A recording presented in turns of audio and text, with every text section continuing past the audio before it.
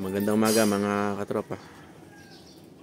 Ito hot, may tropa na bumisita sa atin na papagawa. Ito yung kanyang unit. Ayan.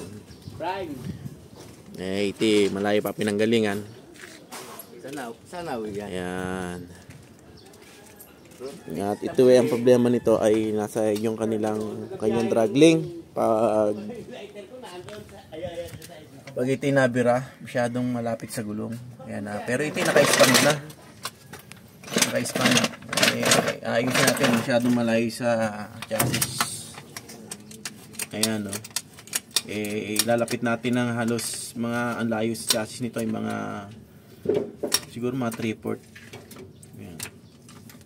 Baliktad yung pinakaulo ng ano. Baliktad. Ayan, ayos na. Ayan. Ito yung ating tropa. Ayan. Saan galing tropa? Santo Tomas po. Santo Tomas, Batangas. Ayan.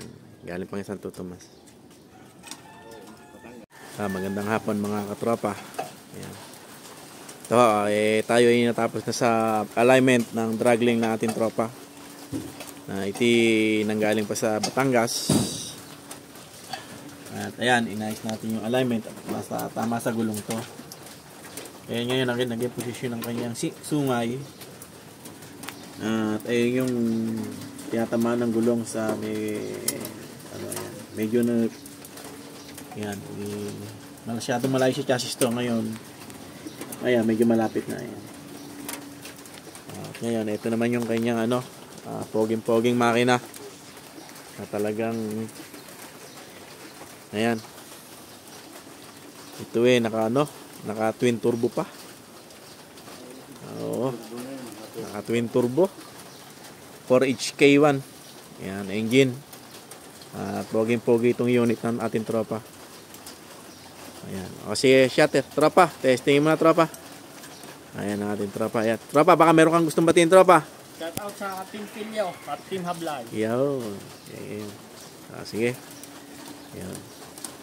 Mamay na. Ayan na, tuwin natin, tropa.